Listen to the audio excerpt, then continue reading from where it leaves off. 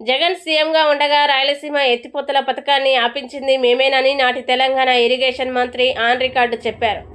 ఆ రోజు ఏపీలో జగన్ అధ్యక్షతన ఉన్నది ఒక చేతకాని దద్దమ్మ ప్రభుత్వమని ఆ రోజు శాసనమండలి సాక్షిగా ప్రజలకి తెలిసింది. వైసీపీ ఎమ్మెల్సీలు అందరూ కలిసి జగన్ని అడ్డంగా ఇరికించేశారుగా. తెలంగాణలో ఏదో జరిగింది, ముఖ్యమంత్రి గారు ఏదో ప్రకటన చేశారు అని చెప్తున్నారు. చెప్పినప్పుడు దానికి ఆ రోజు బాధ్యుడైనటువంటి ఇరిగేషన్ శాఖ మంత్రిగా పనిచేసిన హరీష్ రావు ఏం చెప్పాడు? మేం స్టే తీసుకొచ్చాము దీని మీద అని. దద్దమ్మ ప్రభుత్వం ఆ రోజు ఆంధ్రప్రదేశ్ లో ఉంది అనేటువంటిది ఈ రోజు శాసనసభ సాక్షిగా వెల్లడైంది.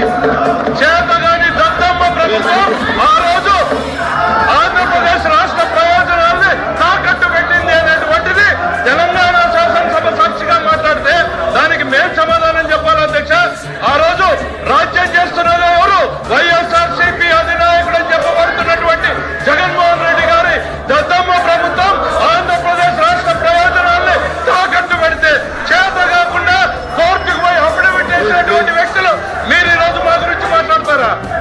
కూర్చోండి సార్, దానికి మేము సమాధానం చెప్పాలి. ఏమో